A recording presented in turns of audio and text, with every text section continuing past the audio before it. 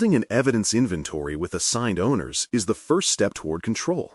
The inventory lists every expected artifact, policies, screenshots, logs, tickets, and maps each to the responsible individual or team. E1 expects accountability for who collects, verifies, and stores each item. For example, the network team might handle firewall configuration exports, while human resources provides access review sign-offs. This division of responsibility ensures coverage and prevents overlap or omission. The inventory should include status indicators, planned, collected, or validated, to track progress. Establishing ownership also fosters awareness. People know their evidence responsibilities well before assessment season. Over time, this inventory becomes both a checklist and a project tracker, guiding consistent preparation each cycle. A well-organized repository structure with proper access controls keeps evidence safe and usable. The repository can be a shared drive, governance tool, or document management platform, but it must be clearly labeled and protected. E1 emphasizes confidentiality. Evidence often contains sensitive data like system names or personnel records. Folders should mirror framework domains or control families, with read-only access for most users and edit rights limited to curators. For example, a main folder might contain subfolders labeled Access, Endpoint, Patch, Backup, and so forth. Each holds artifacts and a simple index describing contents. This order makes navigation intuitive for auditors and staff alike. Strong organization reduces wasted time searching for files and demonstrates the same discipline expected in operational controls. Naming conventions and version rules transform a collection of files into a coherent system. Every evidence item should carry a descriptive, uniform name, ideally including control reference, content type, and date. For example, E1-5.03 Firewall Rules Screenshot 2025-09 conveys purpose instantly. E1 reviewers appreciate predictable naming because it shortens review time and reduces ambiguity. Version rules prevent confusion when updates occur. Old versions should remain archived with suffixes like V1 or superseded. Avoid generic names like final or latest, which quickly lose meaning. A written naming guide ensures that anyone contributing to the repository follows the same logic. Consistency in labeling sends a quiet signal of maturity. It shows that even administrative details are managed intentionally. Time windows and sample frames define which evidence periods apply. E1 assessments often focus on specific months or quarters to confirm ongoing performance. Selecting evidence outside those windows can create rework when reviewers reject it. For instance, if the sample frame is January through June, screenshots from July will not count. Define these windows early, communicate them to all evidence owners, and mark them in the repository structure. If multiple cycles exist, like monthly access reviews or quarterly patch reports, store examples from within the valid frame. Time alignment proves that controls operated during the assessment period, not before or after. It is a small but crucial distinction between activity and proof. Selecting samples and recording rationale show that evidence represents real operations. Not every record must be provided. Representative sampling keeps the package manageable. E1 encourages documenting why each sample was chosen, such as 3 user access reviews from separate departments, or 1 patch cycle per quarter. This rationale demonstrates thoughtful selection rather than random picking. Include a short note file or spreadsheet next to samples explaining logic and context. Sampling also reveals maturity. Organizations with consistent control performance can prove assurance through fewer, well-chosen artifacts. Reviewers value this transparency because it saves time and shows confidence. Evidence selection, when reasoned, communicates that the organization knows its own systems well enough to present them coherently. System exports, logs, and configuration files provide the quantitative backbone of evidence. These artifacts show operational data, such as user listings, patch reports, or backup schedules. E1 assessors expect exports to come directly from authoritative systems, not recreated manually. For example, an export from the identity platform listing all privileged accounts demonstrates compliance far better than a spreadsheet typed by hand. Ensure that exports cover the defined time frame and include relevant fields like dates and identifiers.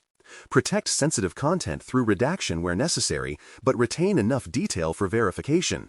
Store exports in plain text or standardized formats such as CSV or PDF so they remain readable years later. System data shows that controls run in the real world, not just on paper. Traceability links evidence back to both the control requirement and the specific system where it applies. Every artifact should include a reference to the relevant E1 clause or control identifier. A simple mapping table listing artifact name, control reference, and system source creates this trace. For example, backup report Q2 2025.pdf to control 12.3 backup system XYZ. This alignment allows reviewers to confirm completeness quickly and ensures that no control category is missing evidence. Traceability also benefits internal staff by simplifying updates during renewals. They can replace or refresh evidence systematically. Under E1, traceability is what transforms a pile of documents into an auditable package. It tells the story of control coverage in one glance. Evidence sufficiency and reviewer perspective require empathy for how auditors think. E1 reviewers look for clarity, authenticity, and minimal interpretation. Each artifact should speak for itself, showing that a control exists, functions, and operates consistently. Ask internally, if I were reviewing this for the first time, would it make sense? Combine artifacts where needed to strengthen the narrative, such as pairing a policy excerpt with a screenshot of enforcement. Avoid overloading reviewers with duplicates or irrelevant materials. Sufficiency means the right amount of proof, not every possible file.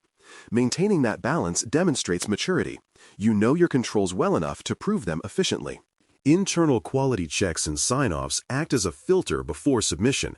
E1 encourages organizations to review evidence internally, verifying completeness, accuracy, and labeling.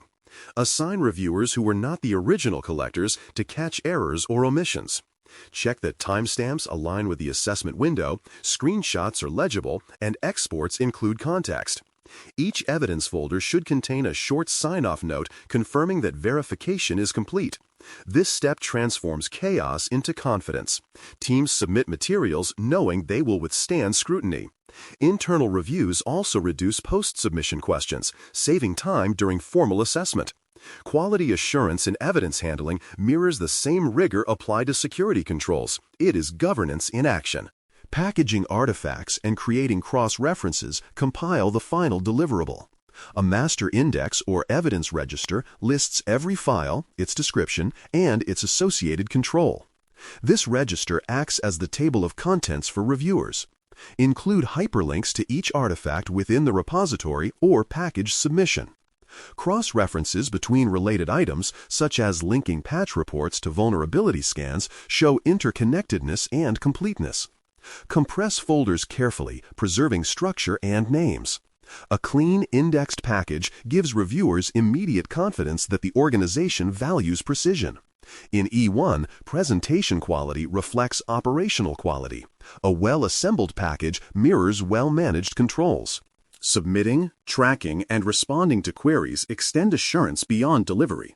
Once evidence is submitted, track confirmation of receipt and any follow-up questions from reviewers. Maintain a log of clarifications, additional requests, and response dates. This record helps the organization improve future cycles and demonstrates transparency. Treat queries as opportunities to strengthen explanations, not as criticism. Prompt and professional responses show control over both the content and the communication process. E1 reviewers often note responsiveness as part of their overall impression of program maturity. Managing the submission phase actively keeps momentum and prevents last-minute surprises. Maintaining a library for renewal creates rhythm and sustainability. After assessment, store validated evidence in an organized archive for reuse or reference. E1 renewals typically build on prior submissions, so keeping past artifacts, comments, and improvement notes saves time. Regularly update the library as systems evolve and controls mature. For example, replacing quarterly logs and adding updated screenshots keeps material fresh. The library becomes a living repository of assurance history, proof of evolution rather than snapshots in isolation. By maintaining this rhythm, organizations avoid repeating the scramble of first-time assembly. The process of collecting, verifying, and archiving becomes continuous, turning compliance into habit and habit into culture. Sequenced evidence assembly transforms assurance from a stressful event into a practiced craft. Each stage inventory, structure, naming, sampling, and packaging builds on the last, reducing effort and increasing clarity. When the next E1 cycle arrives, teams already know the pattern, tools, and expectations. The result is confidence rather than confusion, and readiness rather than reaction. In E1, the quality of evidence reflects the quality of control, disciplined, organized, and traceable from intent to proof. Sequencing is not just about paperwork. It is the architecture of credibility itself, built one artifact at a time.